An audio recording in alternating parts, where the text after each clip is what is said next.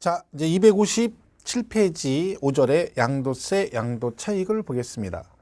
우리가 지난 시간에 그 양도세 과표 계산 순서를 숙지를 하라고 그랬죠. 요게 이제 순서입니다. 이 순서 꼭 기억하셔야 됩니다. 이 순서를 먼저 숙지를 하시고 나서 여기서 세부적인 내용에 들어가야 된다 말씀을 드렸죠. 자, 그러면 이 양도세 이 과표 계산할 때 그럼 이 양도가액과 여기 취득가액이 있는데 얘네들은 원칙적으로 전부 다 실거래가를 적용하도록 되어 있습니다. 그러니까 과거에는 이제 다운계약서 같은 걸 써가지고 묵시적으로 하는 게 있었는데 지금은 무조건 실거래가죠. 그럼 예를 들면 양도가액이 실거래가로 가면 취득가액도 실거래가를 적용하도록 되어 있고, 얘가 만약에 기준시가로 가게 되면 취득가액도 기준시가를 적용합니다. 그러니까 한마디로 동일 방식을 적용한다는 거죠. 얘는 실거래가로 가는데 얘는 기준시가로 가는데 그럼 양도 차익이 너무 커지죠. 그럼 세금 부담이 커지니까 법적으로 같은 방식, 동일 방식을 적용하는 걸 원칙으로 하되 지금은 전부 다 뭘로 간다? 기본적으로 실거래가로 간다. 자, 그럼 여기서 문제가 하나 있습니다. 실거래가로 가는 건 좋은데 그 실거래가는 실제로 양도한 금액이고 실제로 취득한 금액이잖아요. 근데 이 실거래가는 말로만 내가 얼마에 팔았대, 나 옛날에 얼마에 샀어, 이런다고 인정이 되는 건 아니겠죠. 입증을 해야 되면 입증. 자, 그러면 실제 내가 얼마에 팔았다, 얼마에 샀다를 입증은 보통 뭘 가지고 할까요? 우리 일반적으로. 그러니까 여러분이 난 옛날에 내가 이걸 1억에 샀어. 그럼 말로 1억에 샀어. 그러면 안 되잖아요. 그럼 너 그걸 1억에 샀던 걸 뭘로 입증할 거야? 뭘 가지고 보통 입증하나요? 그죠? 계약서입니다. 계약서. 자, 그러면 보세요. 얘가 실거래가로 가는데 그러면 이 양도차익을 계산을 해야 되는데 문제는 뭐다? 이때 실제 양도가액과 실제 취득한 금액이 얘가 인정이 안 되거나 확인이 안 됐을 때, 그러니까 서류 같은 걸 미비해서 걔가 인정이 안 되거나 확인이 안 됐을 때는 그러면 양도차익을 어떻게 계산할 거냐? 실거래가 없는데 이때 하는 게 뭐냐면 추계조사 결정 경정이라는 게 있습니다. 추계조사 결정 경정. 자, 얘는 뭐냐면 말 그대로 법으로 실거래가로 가는데 만약에 양도가액이 실거래가 인정이 안 되거나 취득가액이 실거래가 확인이 안 되면 법적으로 얘네들을 실거래가로 봐서 양도차익을 계산해 주겠다라고 법적으로 규정을 해 놓은 겁니다. 그러면 예를 들면 만약에 취득가액이 뭐가 안 됐다, 확인이 안 된다. 그러면 어떻게 하느냐? 이때는 매매사례가액이라는 게 있어요. 매매사례가액. 이게 무슨 얘기예요? 나하고 비슷한 매매된 사례가 있다. 그러면 내가 취득한 전후 3개월 이내에 전 3개월, 후 3개월 요 기간 안에 나하고 비슷한 매매된 사례가 있다. 그럼 그 가액이 있으면 입증되면 얘네들을 실거래가로 봐주겠다. 이거를 내 부동산의 실제 취득 금액으로 인정해서 양도차익을 계산하겠다. 이거고. 자, 이게 없다. 그러면 감정가액으로 갑니다. 감정가액. 그러니까 내가 취득할 당시 전후 3개월 이 기간 동안에 제가 그걸 취득해가지고 예를 들면 뭐 담보로 뭐 돈 빌리려고 은행에다가 감정평가를 받은 적이 있다. 그리고 그 감정평가 기관에서 평가한 금액 기준이 있을 거 아니에요. 근거가 있겠죠. 그게 있으면 얘를 실거래가로 봐주겠다. 이것도 없다. 그럼 환산가액입니다. 환산. 환산은 이제 어떤 그 기준시가 비율로 나누는 거예요. 바꾸는 거거든요. 환산이란 말이에요. 그래서 이거는 나중에 이제 뒤에 논의가 설명하겠습니다. 그리고 이도 없으면 기준시가로 갑니다. 이렇게 하는 거고. 그 다음에 양도가액이 만약에 인정이 안 된다. 그럼 이거 똑같이 가요. 매매사례가액이 있으면 매매사례가액으로 가고, 이것도 없으면 얘도 감정가액이 있으면 감정가액으로 가고, 이도저도 없으면 얘도 기준시가로 간다. 이런 얘기입니다. 마지막에.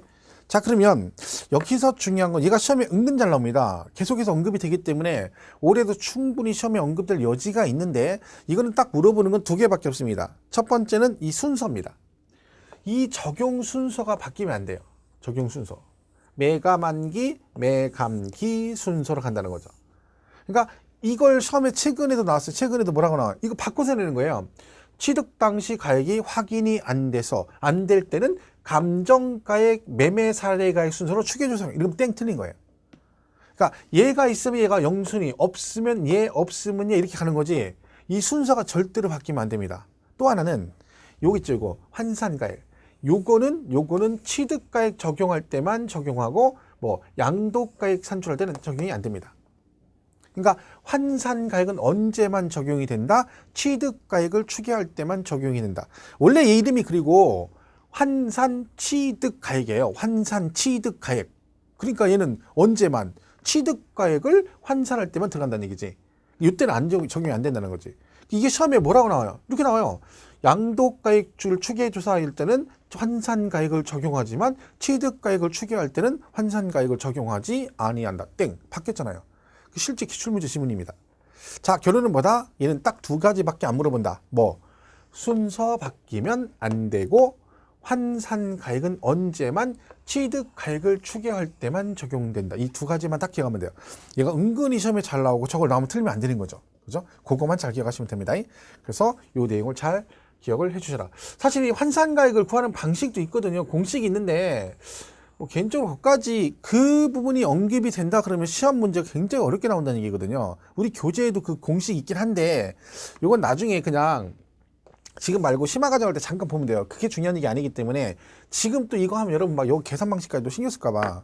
어차피 저걸 이용해서 계산 문제가 나오면 우린 계산 문제 어떻게 하라 했어요? 찍으라고 했잖아요. 그죠? 찍으라고. 그냥 편하게 찍으면 되니까 괜히 무리할 필요가 없어요. 그게 중요한 게 아니라 매감환기 그리고 매간기 환산은 요때만 적용한다. 이게 더 중요하다. 그죠? 이렇게 보시면 되겠어요. 자, 일단 요걸 놓고 한번 보겠습니다. 257페이지. 자, 1번에 양도가액과 취득가액의 적용. 그래서 1번 원칙 뭐라고 돼 있어요? 실지거래가액. 그죠?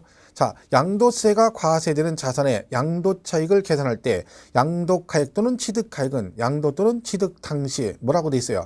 양도자와 양수자 간에 실제로 거래한 가액으로 한다. 즉 뭘로 간다? 실거래가로 간다는 얘기죠. 자, 양가로 2번은 뭐냐면 토지 건물 일괄 양도시 구분 계산. 혹시 이거 기억나시나 모르겠는데 우리 취득세 할 때 안분이라는 발표죠. 안분 기억나세요? 안분? 그러니까 뭐야? 어떤 게 일정 게 구분이 안 되면 어떤 비율에 따라 나눈다 해가지고 그 안분을 제가 배웠었는데 이런 게 있죠. 자, 일괄 취득. 얘는 지금 뭐냐면 이렇게 건물이 있는데 이거를 10억에 갑을이 만약에 10억에 매매를 했다 쳐봐요. 10억에. 그러면 얘가 이제 취득세 신고를 하잖아요. 얘는 취득세 신고고 얘는 뭐예요? 양도세 신고를 할 거 아니에요. 근데 이 건축물과 이 토지 가격이 구분이 안 돼 있다. 일괄 양도 매수를 해가지고. 그러니까 이거 턴키로 10억에 사게 되면 건물 가격 얼마, 토지 가격 얼마 이런 식으로 나눠서 계약서를 쓰진 않잖아요. 그냥 토탈 얼마, 10억 이렇게 계약한단 말이에요. 근데 세금 신고할 때는 이 건축물과 토지 가격을 구분해서 신고를 한다 그랬잖아요. 우리 취득세 때 배웠어요. 그래가지고 이걸 뭐 한다? 근데 구분이 안 돼 있어. 그럼 구분 안 돼 우리 뭐 한다 했죠? 안분한다 했잖아. 안분. 안분이 뭐라 했어요? 일정한 기준을 가지고 나눈다. 그죠? 이때 안분 기준 두 가지가 있다 했죠? 금액을 기준으로 안분하거나 면적을 기준으로 안분한다. 이 금액은 뭘 말한다? 공시가격을 말한다 했죠. 공시가격을 하는데 이때 공시가격은 또 뭐가 있어? 기준시가가 있고 시가 표준액이 있습니다. 시가 표준액 해서 이 두 개를 나누는데 얘는 국세에서만 쓰고 얘는 지방세에서만 쓴다겠죠. 용어가 이렇게 구분되어 있습니다.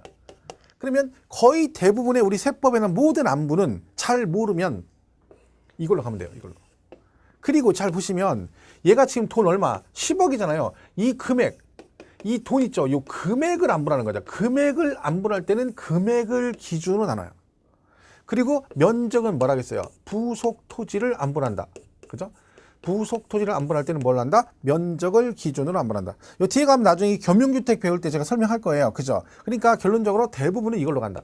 그러면 취득세는 신고할 때 얘가 취득세 신고할 때는 이게 구분이 안 돼 있으니까 안분했겠죠. 뭘로? 지방세니까 시가 표준액으로 안분한다. 그게 나왔겠지. 근데 그러면 이 파는 애 있죠. 얘도 한꺼번에 양도했으니까 당연히 얘도 토지 건물 가격이 구분이 안 될 거 아니에요. 그죠? 그럼 얘도 뭐 해야 돼? 얘도 안분해서 신고를 해야 되겠죠.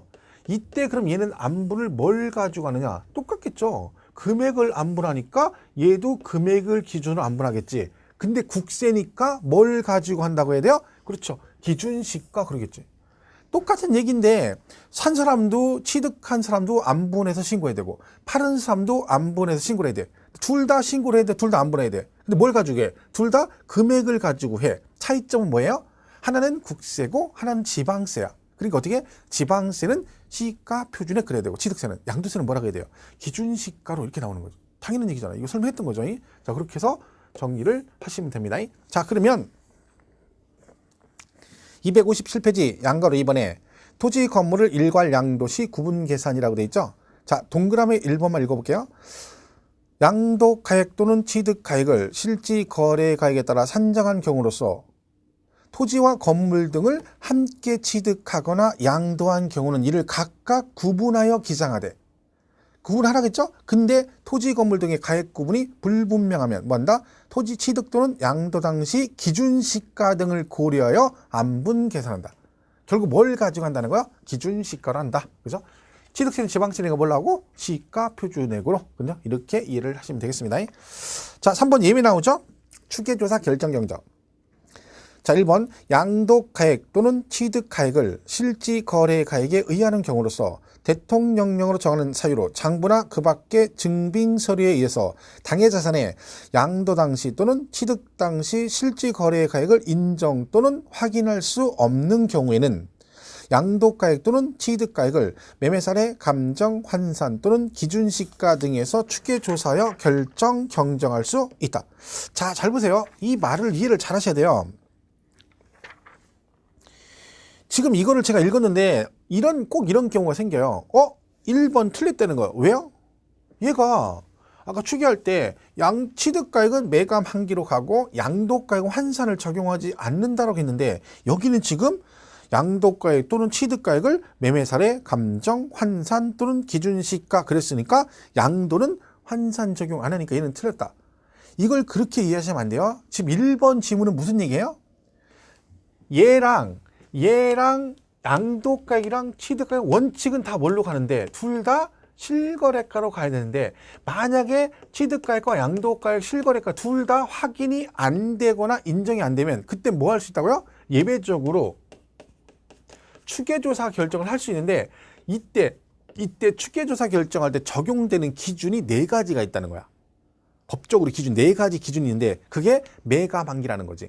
그러니까 얘들이 2개 다 확인이 실거래가 확인이 안 되면 추계조사 결정할 때 적용되는 기준이 매감한기 4가지가 있다는 얘기입니다. 그러니까 이 말은 지금 뭐 취득가액이 확인이 안 될 때 추계조사 결정 아니면 양도가액이 인정 안 될 때 추계조사 이걸 물어보는 게 아니라 둘 다 원칙적으로는 실거래가로 가는데 그게 확인이 안 되면 추계조사 결정할 수 있다. 이때 적용되는 기준이 뭐가 있다? 4가지가 있다. 그런 뜻입니다. 그러면 이제 이렇게 나오겠지. 우리가 말하는 매감한기 이렇게 나와요. 지문에. 얘처럼 안 나오고 양도 당시 실지 거래 가액이 인정되지 않는 경우 추계 결정 순서로 이렇게 물어보면 매감기 그런 거죠. 또 지문에 뭐라고나 취득 당시 실거래가가 확인되지 않는 경우에 추계조사 결정 순서 그러면 매감한기 이렇게 풀면 돼요. 얘는 근데 그게 아니잖아.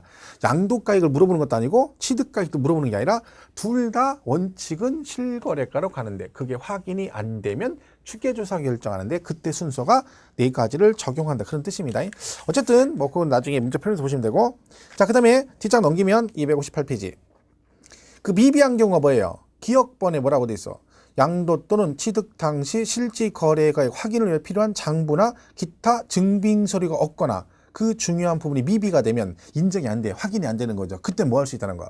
추계조사 결정할 수 있는 거죠. 니은은요? 얘가 신고한 내용이 거짓이 명백하대잖아. 그죠? 감정평가 등에 비추어 거짓임이 명백하대. 그러면 실거래가 인정 안 된다는 거죠? 그럼 뭐 한다는 거야? 추계조사 자 그런 얘기는 추계조사. 그죠? 그런 얘기입니다. 자, 그래서 결론은 중요한 건 그거예요. 258페이지. 맨 밑 4번에 양도차익 산정 방식 나오죠? 1번 양도차익을 계산할 때 양도가액을 실지거래가액에 따르면 취득가액도 실지거래가액에 따른다. 그리고 2번 양도가액을 기준시가에 따르면 취득가액도 기준시가에 따른다. 동일 방식으로 한다는 얘기죠. 거기서 중요한 건 미니강이에요. 미니강이 잘 기억하시면 돼요. 거기 뭐라고 돼 있어요? 양도가액 적용 그래서 매감기 취득가액은 매감환기 그거 잘 기억하시면 돼요. 그 순서하고 환산은 취득가액만 있다. 그게 제일 중요합니다. 그것만 기억하시면 돼요. 자, 그러면 얘가 이제 추계조사 결정 얘기고, 그죠? 그 다음에,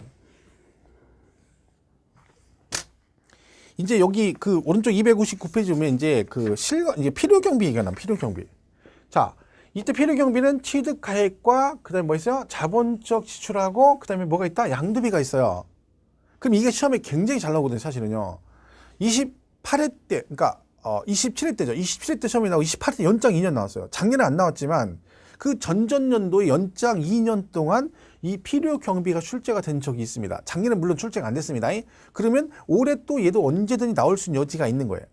그럼 문제는 뭐냐면 우리 교재 보시면 알겠지만 요 취득가액이 들어가는 항목이 있고 자본적 지출 항목이 있고 양도비 항목이 쭉 있어요. 그럼 여러분 예를 들면 잠깐 보세요. 259페이지 거기 실제 취득가액 2번에 실제 취득가액 동그라미 1, 2, 3, 4 있고 넘어가면 자본적 지출해가 쭉 나와 있고 그다음에 오른쪽 261페이지 4번에 양도 직접 비용 해가지고 걔가 262페이지까지 돼 있어요. 그럼 여러분이 그 필요 경비 항목을 다 외워가지고 얘가 필요 경비에 포함되는지 안 되는지 문제를 풀어야 돼요. 시험은 이렇게 물어보거든요. 이런 경우는 필요 경비에 포함이 된다, 안 된다, 맞았니, 틀려 이렇게 물어봐요. 그럼 여러분은 뭘 기억하셔야 돼? 거기 지금 방금 본 거를 싹 다 외워가지고 깔끔하게 싹 외워가지고 문제를 싹 풀면 깔끔하죠. 근데 깔끔하게 하고 싶은데 못 외우지. 봐봐, 그 양 장난 아니잖아요. 그래서 이 부분은 자 시험에 잘 나오는 내용이 있습니다. 그래서 제가 여기다가 그 잘 나오는 거 7개를 써드릴 건데 이걸 잘 기록했다가 나중에 뭐 프린트도 있고 합니다. 그죠? 거기 있을 거예요. 그죠? 요거를 이제 보시면 돼요. 재작년하고 그 전년도에 시험에 나온 것도 다 여기에 정답이 있었어요. 여기서 정답이. 얘가 자주 나오는 지문이에요. 그러니까 요거 정도 보시면 돼요. 얘는 뭐냐면 이런 거예요. 필요 경비에 포함하지 않는 경우. 그러니까 여기 있는 애들은 필요 경비에 포함이 안 되는 항목이에요. 이걸 기억하시면 돼요. 첫 번째가 뭐냐면 취득 관련 조세라고 그래요. 취득 관련 조세. 자, 여러분 취득과 관련된 조세가 뭐예요? 취득세. 옛날로 말하면 취득세입니다. 그럼 여러분이 세금 낸 거 있죠? 내가 부동산 취득할 때 세금 낸 거는 지방자치단체에다 세금을 낸 거기 때문에 이거는 입증할 필요도 없죠. 당연히 경비를 빼줍니다. 무조건 빼줘요. 근데 그거의 뭔 안 돼. 가산세는 아니에요. 그러니까 취득세가 1,000만 원 냈어. 근데 그때 당시 신고를 안 해가지고 가산세 200을 내가지고 여러분이 세금을 1,200만 원을 냈었다. 그럼 나중에 필요 경비로 인정되는 금액은 얼마만 인정된다? 1,000만 원만 인정된다. 그 얘기입니다. 자, 그리고 두 번째는 보유 관련 조세는 안 됩니다. 보유 관련 조세. 보유 관련 조세가 우리가 배우는 것 중에 보유 관련 조세 2개 배우죠. 뭐 있어요? 재산세하고 종합부동산세잖아요. 근데 여러분 생각해 보세요. 이 양도세가 뭐냐면 옛날에 내가 얼마에 사서 지금 얼마에 팔았더니 얼마가 남았어. 이거거든. 그러면 얘는 옛날에 얼마에 사서 팔았어. 사고 팔 때 들어가는 것만 경비로 인정되는 거예요. 근데 보유는 거래하고 관계없잖아요. 얘는 거래하고 전혀 관계없으니까 이 보유와 관련된 조세인 재산세, 종부세는 당연히 양도세 계산할 때 필요 경비에 포함이 된다, 안 된다? 안 된다. 상식적으로 봐도 그렇잖아요. 여러분이 땅을 팔아, 아니면 건물을 팔아, 집을 팔아. 그럼 갖고 있을 때 재산세나 종부세를 냈어. 그걸 경비를 빼줍니까? 당연히 안 빼주죠. 그죠? 그렇고요. 세 번째는 대금, 이런 거 있어요. 대금 지급, 지연 등에 따른 이자액. 대금 지급, 지연 등에 따른 이자액 이렇게 됐어요. 자, 여기서 중요한 단어는 이거죠. 지연에 따른 이자액. 지연이 뭐예요? 지연. 연체 이자를 말합니다. 대금 지급 지연. 그러니까 이거는 지금 대금 지급을 지연했다는 건 본인이 원래 돈을 줘야 되는데 연체를 해가 늦게 줘가지고 연체 이자가 발생했다는 거예요. 그죠? 그럼 그 연체 이자는 누구 잘못이야? 지가 잘못한 거잖아. 근데 자기가 잘못해서 연체 이자 내놓고 나한테 경비를 빼달라. 걔는 안 빼준다는 거지. 근데요, 그 이자가 필요 경비에 포함이 되는 이자도 있어요. 그 시험에 나왔었는데, 뭐요? 처음에 계약할 때 약정에 따라서 그 이자를 포함하는 조건으로 계약을 했어. 그러면 걔는 필요 경비에 포함이 됩니다. 예를 들면 할부 이자 같은 거예요. 우리가 자동차를 살 때 할부로 사잖아요. 그러면 처음부터 계약 내용이 뭐예요?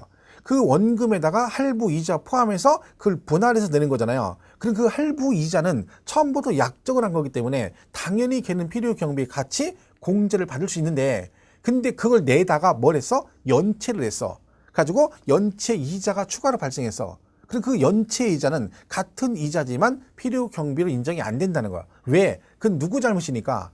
본인 잘못이잖아요. 그러니까 대금 지급, 지연 등에 따른 이자는 포함하지 않는다. 이렇게 된 거고요. 네 번째는 이런 게 있어요. 부당행위 계산에 의한 시가초과액 그래요. 시가초과액. 얘는 딱 봐도 그냥 읽어봐도 감으로 봐도 얘는 필요 경비를 인정 안 될 것 같잖아요. 왜? 여기 뭐라고 돼서 부당행위 뭔가 세금 포탈 의도를 가지고 계산해가지고 그럴 목적을 가지고 원래 시가보다 초과되게 신고했어요. 그러면 시가를 초과하는 금액은 인정 안 되겠다. 원래가 8천인데 계약서를 1억 했었어요. 그러면 2천 업했죠. 그러면 그 원래 시가보다 초과된 2천은 왜요? 인정 안 된다는 거. 왜? 세금 포탈 의도를 가졌으니까 걔는 경비를 인정을 안 해주겠죠. 그러니까 이거는 말 그대로 이해하시면 돼요. 그냥 누가 봐도 부당행위니까 그죠? 그냥 뉘앙스가 그거잖아요. 세금 포탈 의도를 가졌다는 얘기잖아. 그런 의도를 가지고 원래 시가보다 높은 금액으로 신고를 하게 되면 그 원래 금액보다 초과되는 금액은 당연히 경비를 인정이 안 된다. 그죠? 자, 그 다음에 다섯 번째는 수익적 지출이라고 해요. 수익적 지출. 자, 보시면 여기 지출이 있어요. 수익적 지출이 있고 이쪽에 자본적 지출이 있습니다. 같은 지출인데 자본적 지출은 필요 경비에 포함이 되고 수익적 지출은 포함이 안 됩니다. 왜 그러냐면 이거는요, 이 지출은 뭐냐면 같은 지출인데 얘는 그 자산의 가치를 증가시키거나 내용 연수를 연장시키는 지출은 필요 경비를 인정이 되는데 수익적 지출은 현상 유지 비용은 필요 경비에 인정이 안 됩니다. 자, 예를 들면 자본적 지출은 자산의 가치를 증가시키는 지출이라는 거죠.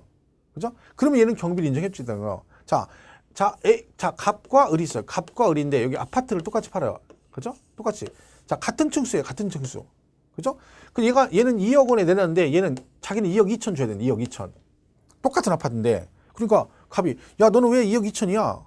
그러니까 을이 뭐라 그래? 야, 니네 집 화장실 뭘로 돼 있어? 그냥 일반 변기지? 우리 집 비대야. 우린 비대. 그럼 을이 지금 자기네 집은 화장실 변기를 비대로 고쳤어요. 그럼 그 비대 고칠 때 돈이 들어갔잖아. 비용이 들어갔을 거 아니야. 그럼 그 들어간 비용, 비대 설치한 비용이 과연 경비를 인정되느냐 그 얘기지. 그 얘기는 뭐야? 여러분 비대 설치했다고 그 아파트 가치가 올라가? 그런 건 아니잖아요. 그죠? 그러니까 비대를 설치했다 해서 그 자산의 가치가 증가되는 건 아니기 때문에 걔는 필요 경비에 인정이 안 되는 거야. 그러니까 뭐라 그래, 을이. 야, 나 얘기 안 하는데 비대만 설치한 게 아니라 우리 장판도 새로 깔았고 벽지도 새로 했고요. 싱크대도 새로 딱 깔아서 바꿨어. 인정이 안 됩니다. 그런 것들은. 근데 뭐라고 하면 돼? 을이. 야, 사실은 우리 베란다 확장공사에서 베란다 확장공사. 그러니까 니넨 2억 원이지만 나는 베란다 확장공사 했으니까 더 받아야 돼. 이건 인정되는 거죠. 왜? 여러분 베란다 확장공사 한 거하고 안 한 거하고는 당연히 어느 게 더 비싸요? 베란다 확장공사 한 게 더 낫잖아. 그럼 그 확장공사 비용은 그 아파트 가치를 올려준 지출이죠. 그러면 걔는 뭐가 된다는 거예요? 필요 경비로 인정이 된다. 그런 의미거든요. 그러니까 결론적으로 이걸 세부적인 내용을 외우는 것보다는 자본적 지출은 필요 경비에 포함이 되지만 수익적 지출은 안 된다. 수익적 지출은 현상 유지 비용이에요. 자, 건물에다가 페인트를 칠했어요. 페인트 칠했다고 가치가 올라가는 거 아니죠. 그죠? 보기만 좋은 거지. 그런 비용을 말합니다.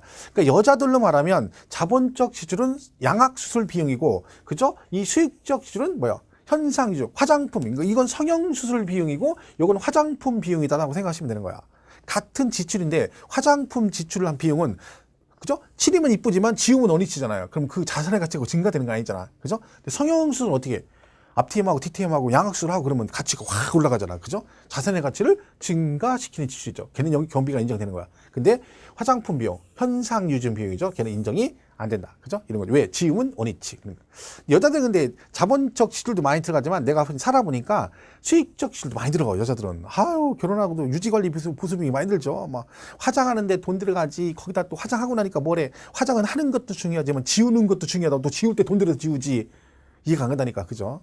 하여튼 비용 많이 들어요. 그죠? 현상주의 비용. 그죠? 수익적 지출. 그죠? 이렇게 보시면 됩니다. 자, 그래서 요건 인정이 되지만 같은 지출인데 얘는 인정이 안 된다. 이렇게 이해하시면 되겠습니다. 하여튼 여자들은 옛날에 그런 말 있잖아요. 산빨. 여자들은 산빨. 화장빨, 조명빨, 사진빨을 조심해라. 그죠? 화장빨 조심하셔야 되고. 그죠? 그 다음에 뭐 조명빨도 조심해. 여자를 만날 때는 절대로 처음 만날 때 뭐 지하나 이런데 막 불빛이 약간 허스름한 데 있죠. 막 약간 안개등 비슷하게 약간 잘 안 보여. 그런 데서 만나면 안 돼. 그럼 다 이뻐 보여. 그리고 나서 대명천지에 딱 넣으면 깜짝 놀란다니까. 조심해야 돼. 사진빨은 말할 것도 없고, 사진빨. 요새는 뽀샵이 너무 심하니까, 그죠? 자, 그래서 얘는 이렇게. 이건 세부적인 얘기는 잘 물어보는 것보다는요, 그냥 이대로 나와요. 수익적 지출, 자본적 지출 이렇게 나올 수 있고요. 물론 얘를 막 세부적으로 물어볼 수 있어요. 근데 그거는 우선이 아니죠. 그거 하려면 너무 복잡해지니까 일단 여기 있는 거 위주로 잘 보시면 돼요. 그 다음에 양도 간접 비용. 직접 비용이라 간접 비용.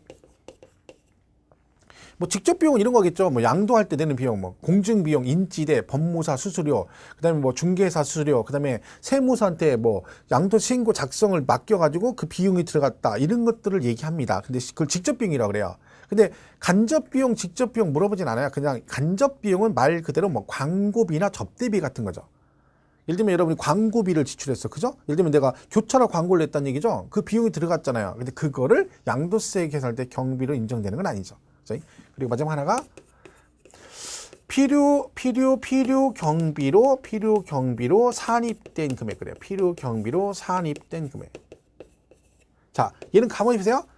필요 경비로 산입이 됐대. 그러니까 이 경비 항목이 1,000만 원이 있는데 얘가 이미 다른 소득 금액 계산할 때 이미 경비로 포함이 됐다는 거. 뭐 임대소득 계산할 때 들어갔다든가 종합소득세 계산할 때 그 항목이 경비로 공제를 받았어요. 뭐 감가상각 같은 걸 하는데 임대 소득 세금 신고할 때 감가상각의 필요 경비로 공제를 받았어. 근데 여기서 그럼 또 공제 좀 이중 공제가 되잖아요. 그러니까 이 말뜻은 뭐다? 다른 데서 이미 경비로 포함돼서 공제를 받았으니까 여기서 또 공제해주면 이중 공제가 되니까 얘는 포함하지 않는다. 그럼 이 지문은 시험에 나오면 지문 읽다가 필요 경비 산입이란 말 나오잖아요. 그럼 다른 건 읽을 것도 없어요. 그냥 필요 경비를 산입됐다. 그러면 얘는 뭐야? 여기에 포함하지 않는다. 이러면 되고. 왜? 산입이 됐다는 얘기는 공제를 받았다는 얘기잖아. 그죠? 그럼 다른 데서 공제 받은 걸 여기 또 공제해주면 이중 공제가 된다는 뜻입니다. 그래서 이 7가지가 대표적으로 시험에 잘 나온 지문이고 재작년하고 그 전년도 시험은 이게 나왔어요. 27회 때는 얘가 시험이 정답으로 나왔고 그다음 28회 때는 요거 있죠. 이자. 요 부분이 시험에 정답으로 출제가 됐습니다. 그렇기 때문에 여러분이 물론 뭐 나는 이거가 좀 부족하다. 다 해야 되겠다. 그러면 교재에 있는 거 싹 외우면 돼요. 말했잖아. 싹 외우면 된다고. 그죠? 근데 그렇지 않은 분들은 일단 얘 먼저 하시면 되죠. 근데 이것도 외우잖아요. 외우면 눈 감고 외우면 눈 뜨면 생각 안 납니다. 그러니까 얘는 그냥 읽어보는 거지. 그때 읽으라 땐 진짜로 그냥 취득 관련 조세 가산세, 보유 관련 조세 이렇게 하면 안 되고요. 취득 관련 조세는 거래와 관계된 세금이니까 포함이 되지만 가산세는 지가 잘못했으니까 지가 잘못해서 추가로 내놓고 경비를 빼달라 그러면 안 빼준다 그런 얘기고, 보유는 거래와 관계없으니까 당연히 인정이 안 되고, 얘는요 연체이자 지가 잘못해서 추가로 발생한 이자니까 인정이 안 되고, 여기는 세금 포탈 의도를 가졌으니까 원래 시가 초과되는 부분은 당연히 필요 경비 인정이 안 되고, 얘는 현상 유지 비용, 자본적 지수는 들어가지만 현상 유지 비용 안 되고, 얘는 간접 비용이니까 직접적으로 들어간 비용이 아니니까, 그죠? 접대비 같은 거 내가 부동산 팔라고 왔는데 같이 밥 먹고 식사 대접 같은 거 했어. 그런 거 인정이 안 되겠죠. 그리고 얘는 이미 산입된 같다는 것은 산입됐다고 이미 공제를 받았다는 뜻이니까 여기서 또 공제하면 이중 공제니까 너는 포함하지 않는다. 이렇게 읽으라는 거지. 그걸 진짜로 막 대충 읽고서 읽었는데 생각 안 나는데 이러면 안 됩니다. 그것까지 얘기해줘야 돼. 부인들 알아서 해야 되는 거지. 그죠? 자, 그래서 이 7개를 잘 기억하시면 돼요. 제가 아마 좀 이따가 여기 제가 앞뒤로 한 장짜리 요약해가지고 프린트 하나를 올려줄 거예요. 그죠? 그럼 그거 나중에 보시고 하면 이런 거 다 써 있어요. 그리고 요약집에도 있고 그러니까 너무 뭐 신경 쓸 거 없습니다. 자, 그래서 경비 부분은 이렇게 정리를 좀 하시는 게 좋을 것 같아요. 자, 그래서 넘어가시면 되고. 그러면 이제 262페이지. 262페이지 가면 5번에 실지거래가액의 특례라고 나와요. 실지거래가액의 특례. 자, 이는 뭐냐면 1번 예정 또는 확정 신고를 하지 않은 경우. 자, 자산의 양도가액 및 취득가액을 실지거래가액에 따라 양도세 과세표준 예정신고 또는 확정신고를 하여야 할 자가 그 신고를 하지 않은 경우. 여러분 양도를 하시면 예정신고나 확정신고를 하셔야죠. 직접 가서. 근데 여러분이 예정신고나 확정신고를 안 했대. 그러면 신고 안 했으니까 이제 과세권자가 세금을 계산을 해야 되잖아요. 양도세를. 근데 이 양도가액을 모르잖아요. 왜? 신고를 안 했으니까. 그럼 어떻게 한다는 거야? 그때 어떻게 한다는 거야? 거기 뭐라고 돼 있어? 납세지 관할 세무서장 또는 지방국세청장은 부동산 등기법에 따라 등기부에 기재된 거래가액을 실거래가로 추정하여 양도세 과세표준과 세액을 결정할 수 있다. 자, 뭔 얘기냐면, 자, 만약에 카불이 매매를 해서 둘이 매매를 했는데요. 여러분이 얘가 파는 애가 양도세 신고를 안 했어요. 그죠? 그러면 얘가 양도 신고 안 했으니까 세무서에서는 얘한테 세금을 직접 계산해서 부과를 해야 되는데 양도 가액을 모르잖아요. 왜? 신고를 안 했으니까. 근데 얘 있죠, 얘 을. 을은 얘한테 샀잖아요. 그럼 을은 뭐를 해? 지 앞으로 등기를 할 거 아니야. 샀으니까.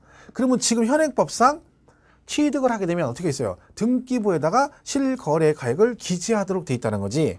그러면 얘는 세금 신고를 안 했지만 얘가 본인 앞으로 등기하면서 등기부에다가 실거래가를 10억에 취득했다고 신고를 해버리면 얘가 10억에 샀다고 신고했다는 얘기는 얘가 얼마에 팔았다는 거야? 10억에 팔았다는 얘기잖아요. 그러니까 결론은 얘가 신고를 안 하더라도 등기부세 기재 이 금액을 얘가 팔은 실제 금액으로 추정해서 양도세를 계산할 수 있다. 그게 지금 굵은 곳이 나와 있는 등기부에 기재된 거래가액을 실거래가로 추정하여 양도세 과표세액을 결정할 수 있다. 그런 뜻입니다.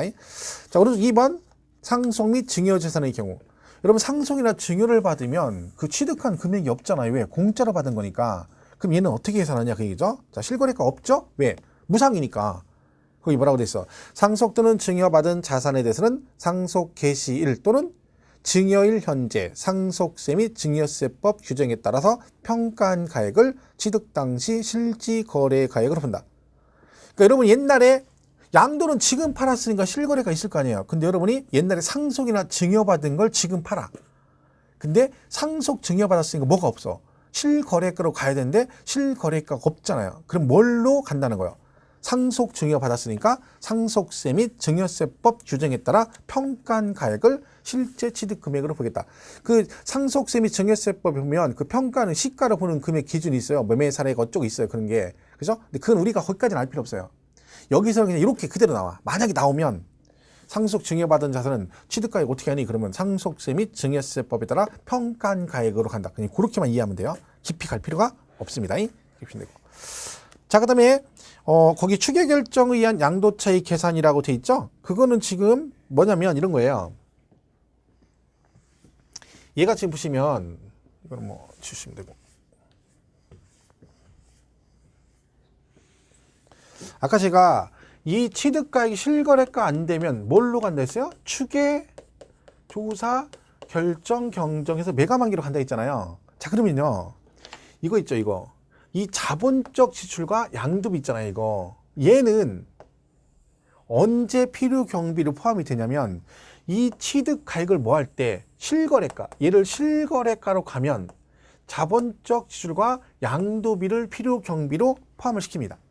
그러니까 취득 당시 실거래가가 있어. 취득한 실제 거래가액. 그러면 그 다음에 자본적 지출과 양도비가 기타 필요 경비로 같이 공제가 되는데 그럼 결론은 얘네들은 이 두 개는 언제 적용한다는 얘기야? 취득가액을 뭘 적용할 때? 실거래가가 확인이 돼서 있을 때. 그러면 자, 취득가액을 추계조사 결정했다는 얘기는요. 이건 무슨 뜻이에요? 이 취득 당시 실거래가가 확인이 안 돼서 뭘로 갔다는 거예요? 매감한기로 갔다는 얘기지. 그러면 결론은 얘가 추계조사 결정을 하게 되면 있죠, 이거. 자본적 지출과 양도비는 필요 경비로 사용할 수가 없는 거지. 왜? 얘는 언제만 적용한다 했어요? 얘가 실거래가가 있을 때만. 근데 추계조사 결정은 실거래가가 확인이 안 되거나 없는 경우잖아요. 그러니까 이때는 그럼 어떨 것이냐는 거죠. 이때는 이 추계조사 결정한 취득가액 플러스 요거 대신에 이걸 적용한다는 얘기예요. 필요 경비 계산 공제를 적용한다 그런 거죠. 법으로 정한 거예요. 그러니까 임의적으로 얘들이 이 공제율을 법으로 정해주고 그 정해진 공제율만큼을 공제해 주겠다는 거야. 뭐 대신에? 자본적 지출과 양도비 대신에 뭘 적용한다? 필요경비 계산공제를 적용한다. 사실은 이 공제율까지 알면 좋은데 만약에 거기까지 안 가게 되면 여러분 어디까지는 기억하셔야 돼요. 취득가액이 실거래가 확인이 안 돼서 추계조사 결정하게 되면 뭐 대신에? 자본적 지출과 양도비 대신에 뭘 적용한다? 필요경비 계산공제를 적용한다까지는 가주셔야 된다. 그죠? 그런 거죠. 잡으시면 돼요. 그래서 그게 지금 263페이지에 거기 추계결정의 양도차익 해서 뭐 표 하나 있잖아요. 그게 그거예요. 그죠? 양도가액을 매매사례가액으로 가고 그 다음에 감정가액하고 그다음에 1 또는 2의 가액하고 환산 쭉 나오죠. 그게 지금 양도가액 그 옆에가 취득가액이거든요. 그죠? 근데 얘가 취득가액이 매감 한 기로 가잖아요. 그럼 매감 한 기로 가면 얘가 추계조사 결정한 거잖아요. 그렇다는 필요 경비를 다 뭘로 간다는 거예요. 법률 규정에 따른 계산 공제액을 적용한다. 그게 그 얘기예요. 이거를 취득가액을 매감 한 기로 가게 되면 요거 두 개 대신에 필요 경비 계산 공제를 적용한다. 오히려 그 표 보면 헷갈릴 수 있는데 그 필요 없는 얘기예요. 이렇게 기억하면 되다고. 그죠? 얘를 추계조사 결정하면 뭐 대신에 이거 두 개 대신 얘를 적용한다. 그렇게만 딱 기억하시면 돼요. 자, 그러면 넘어가서 264페이지 가면 264페이지 그 3번에 필요경비 계산 공제액이 나와 있어요. 그죠? 거기 보면 보세요. 읽어볼게요. 추계 결정 가액에 의해서 양도 차익을 계산하는 경우 실제 발생한 자본적 지출과 양도 비용을 인정하지 않고 뭔 얘기예요? 이거를 실거래가로 하지 않고 추계조사 결정을 하게 되면 이 자본적 지출과 양도비를 뭐한다? 인정하지 않고 뭘로 한다? 다음과 같이 계산한 필요경비 계산 공제액으로 간다. 그 얘기네요. 그죠? 그래서 거기 공제일이 나와 있습니다. 뭐 여기까지 일부러 외울 필요는 없는데 보통 시험에 얘가 나오잖아요. 그럼 부동산을 냅니다. 부동산, 토지, 건물. 얘는 공제율이 3%예요. 필요경비 공제율은 몇 프로? 3%. 토지가 3%거든요. 3%. 그러면요. 얘는 어떤 금액의 3%냐면 여기 생각해보세요. 얘가 지금 이 실거래가가 없어가지고 매감한기로 가는 경우잖아요. 그러니까 당연히 이 3%는 뭐 항상 있는 금액이 있어. 항상 있는 금액. 그게 공시가격이죠. 공시는 매년 하잖아요. 그러니까 그 공시가격이기 때문에 얘는 그 공시가격의 3%를 필요경비로 계산하겠다는 거야. 그럼 얘는 기준시가죠. 왜? 국세니까 공시가격 중에 뭐? 기준시가. 얘는 그러니까 기준시가의 3%예요. 기준시가의 3%. 그러면 얘는 양도 당시 기준시가냐? 취득 당시 기준시가. 이걸 알아야 되는데 지금 보세요. 이 필요경비 계산공제액 언제 적용하는 거야? 취득가액이 실거래가가 확인이 안 돼서 추계조사 결정하게 되면 얘네들 대신 이걸로 간다는 얘기잖아. 그럼 이 필요경비 계산공제는 다 뭐랑 관련된 거야? 이거랑 관련된 거잖아요. 그러니까 이 기준시가도 언제적? 그죠? 취득 당시 기준시가의 3%를 필요경비로 공제해주겠다. 해서 거기 보면 표 안에 전부 다 보면 취득 당시 기준시가, 취득 당시 기준시가라고 돼 있는 거예요. 그죠? 근데 토지 건물이 기본이 3%예요. 뭐 미등기는 0.3% 그렇게 돼 있는데 이거 뭐 그까지 외울 필요는 없습니다. 그 3%, 7%, 1% 이렇게 돼 있는데 그죠? 그냥 토지 건물만 나오면 몇 프로다? 3%다. 그죠? 지상권 전세권 임차권은 뭐 7% 기타가 1%인데 그까지 외울 필요는 없습니다. 그래서 그냥 여기 있다. 이렇게 간다는 것만 보시면 돼요. 뭐 계산 문제 같은 거, 기출 문제 같은 거 보면 이거 이용해서 문제가 나온 적도 있긴 합니다. 근데 못 풀어요. 찌그라겠죠. 자, 그 다음에 밑에 4번, 264페이지 4번에 환산가액 적용 시 필요경비 특례라고 돼 있어요. 자, 보세요. 제가 지금 이걸 하면 얘를 추계조사 결정하게 되면 이 두 개 대신 무조건 얘를 적용한다 했잖아, 얘를. 근데 여기에 예외가 하나 있어요, 뭐. 이 추계조사 결정할 때 취득가액을 뭘 적용하면 환산가액. 그러니까 매, 감, 환, 기 순서로 가잖아요. 근데 매매사례 감정가액으로 가면 무조건 얘 대신에 이걸 적용해요. 근데 만약에 취득가액을 환산가액으로 하잖아요. 그러면 무조건 필요경비 계산공제를 하는 것이 아니라 이렇게 간다는 거예요. 이렇게 하면 환산가액 하면 그 환산 취득가액이 있을 거 아니에요. 구한 거. 그죠? 이 환산 취득가액에다가 원래 뭘 해요? 이거 하는 거죠? 필요경비 계산공제액을 하는 거잖아요. 왜? 얘가 추계조사 결정했으니까 이거 하고 뭐 하고 자본적 지출과 양도비 대신에 뭘 적용해? 필요경비 계산공제 가겠죠. 원래 이게 맞는 거예요. 근데 얘는 무조건 이걸로 가는 게 아니라 여기다가 뭐 원래 있는 이거 있죠. 이거. 그죠? 자본적 지출과 양도비 있죠. 요 두 개. 이 두 개를 합한 금액. 이 두 개를 비교해서 둘 중에 큰 거로 가요. 자, 예를 들면 요거 두 개 합한 금액이 1억이었어. 1억. 근데 이 환산가액하고 필요경비 두 개 합했더니 얘가 9,500이에요. 9,500. 그러면 원래는 1번으로 가는 건데 환산가액은 무조건 1번으로 계산하는 게 아니라 얘하고 두 개 비교한다는 거야. 뭐가 더 커요? 얘가 1억이고 얘네 둘이 9,500이잖아. 그럼 2번이 더 크죠. 그러면 얘는 경비를 뭘로 할 수 있다는 거야? 2번을 필요 경비로 빼주겠다는 거지. 그러면 둘 중에 큰 금액을 빼주는 거니까 우리한테 좋은 거예요, 나쁜 거예요?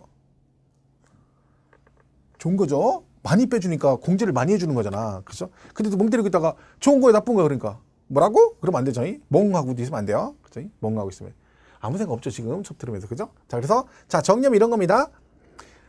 취득가액을 추계조사 실거래가로 가면 자본적 지출과 양도비를 필요 경비를 하는데, 얘가 실거래가 확인이 안 돼서 추계조사 결정 매각만기를 하게 되면 원칙적으로 뭐 대신에 자본적 지출과 양도비 대신에 필요 경비 계산 공제를 적용하는데, 근데 특례가 하나 있다. 특례. 언제? 환산가액을 할 때. 우리가 보통 추계조사 결정을 실제 하잖아요. 그럼 거의 다 환산가액을 적용해요. 왜? 매매사례 감정이 없는 경우가 되게 많거든요. 그러니까 주로 그걸 많이 하니까 거기서 혜택을 주겠다는 거야, 사실은. 그래서 그 환산가액을 적용하면 그 환산가액과 그다음 원래대로 필요경비 계산공제 요걸로 가는 것이 아니라 무조건 그 두 개를 합한 금액과 여기 있는 자본적 지출과 양도비 두 개 합한 금액, 이 두 개를 비교해서 어떤 금액? 큰 금액을 필요경비로 할 수도 있다라는 규정이 있다는 거죠. 그게 4번이에요. 환산가액 정시 필요경비 계산 특례. 자, 취득가액을 그다음 뭐라고 돼 있어요? 환산가액으로 하는 경우로서 다음에 1의 금액이 2의 금액보다 적은 경우에는 2의 금액을 필요경비로 할 수 있다. 1의 금액이 이거잖아요. 환산가액과 필요경비 계산공제 합계. 이 금액이 실제 발생한 2번보다 적다는 얘기는 얘가 더 크다는 얘기지. 그죠? 그러니까 1번이 2번보다 적은 경우는 원래 1번으로 가야 되지만 2번으로 할 수도 있다. 그러니까 결론은 두 개 비교해서 큰 금액으로 가라. 그런 뜻입니다. 요게 지금 시험에 한번 나온 적 있어요. 옛날에. 계산 문제로. 뭐라고 나왔냐면 다음 중 양도 차익을 최소화 할 수 있는 금액을 구하시오. 이게 문제예요. 계산 문제. 실제 기출 문제. 아니 지금 봐봐. 1번 문제가 양도 차익을 구하시오 해도 구할까 말까인데 최소화래. 장난해? 이거는 고등학교 이후로 탁시는 이런 말 안 들을 줄 알았더니 갑자기 중개사 공부하는데 나이 들어서 하는데 갑자기 뭐 최소화 들어 쓰러지는 거죠. 결국 이게 뭔 얘기냐면요. 이거 얘기하는 거야. 이거. 최소화한다는 얘기는 요걸 구해가지고 두 개 중에 뭘 빼라는 거야. 2번을 빼가지고 양도차익을 계산하라 그런 얘기인데, 그럼 이걸 풀려면 어떻게 돼? 이 문제를 풀려면 그 문제를 딱 읽고 아 얘가 지금 추계조사 결정을 해야 되는구나. 그리고 추계조사 결정할 때는 자본적 지출과 양도비 대신에 필요경비 계산공제를 적용하는구나. 그죠? 근데 또 환산가액의 특례로 무조건 이걸로 가는 게 아니라 요 두 개를 합한 금액과 요걸 비교해서 둘 중에 큰 금액으로 가는구나. 그걸 알아야 되고, 그리고 그다음에 뭐 환산가액은 어떻게 구하는구나. 그것도 알아야 되고, 그리고 필요경비 계산 공제액도 어떻게, 이걸 다 알아야 된다니까. 그걸 다 알아서 맞춘다는 보장 없는데 그걸 알아가지고 지금 듣기만 해도 답답하잖아요. 그리고 계산 문제가 나왔어. 이걸 풀어야 돼 말아야 돼. 찍으라고 했잖아. 그러니까 찍어야 되는 거예요. 괜히 무리하지 말고. 풀 필요가 없어. 그냥 찍으면 돼. 제일 그 신상 편한 거야. 그러니까 쓸데없이 제가 얘기하는데 말 안 듣고 막 계산 문제, 세법은 계산 문제 때문에 머리가 지난다는 거. 머리가 왜 지가 나? 찍을 건데 찍는데 지가 나나 머리가. 괜히 쓸데없이 풀라고 하니까 그런 거지. 말 하나 들으세요. 그게 전신건강에 좋고 성적에도 좋은 거야. 괜히 풀었어. 보통 이게 여러분 몇 분 걸릴 것 같아? 빨리 풀어. 10분이야. 그 10분 만에 풀었어. 극적으로 풀어가 답을 맞춰서 기분 되게 좋죠. 그리고 시험은 땡 떨어지는 거야. 하나 풀고 기분은 되게 좋은데 시험은 뚝 떨어지는 거지. 왜? 10분에 하나 풀면 안 되잖아요. 10문제를 풀어야 되는데. 그러니까 얘는 우선성이 아니라는 거야.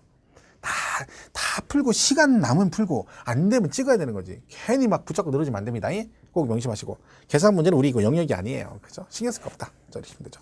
자, 그래서 여기까지가 지금 뭐예요? 양도 차익에 관한 얘기까지 정리가 된 겁니다. 그죠? 그렇게 해서 필요경비 아까 했던 필요경비에 포함되는 거 되는 거 되지 않는 항목 그죠? 그거 잘 기억을 해주시고 그리고 더불어서 지금 추계조사 결정을 순서하는 거 기억하시고 그죠? 얘가 취득가액이 실거래가 확인에는 매각만기, 양도가액은 매각만기, 그리고 환산은 취득가액만 적용한다. 그거 잘 기억하시고요. 그리고 또 얘가 추계조사 결정할 때 이 자본적 지출과 양도비 대신에 필요경비 계산공제를 적용한다. 그 부분 잘 기억하시고 그리고 그 필요경비 계산공제를 적용하는데 뭐 할 때 이거를 환산가액을 할 때는 예외적으로 특례가 있다. 그죠? 그게 뭐라고요? 원래대로 환산가액하고 이 필요경비 계상 문제 합한 금액을 무조건 적용하는 게 아니라 걔하고 이거 두 개 합한 금액을 비교해서 둘 중에 큰 금액으로 갈 수도 있다. 여기까지 정리를 해 주시면 됩니다. 자, 이렇게 해서 정리하시고 그 다음에 여긴 정기보요 기본문제 이어서 가도록 하겠습니다. 다음 시간에 이어서 가겠습니다.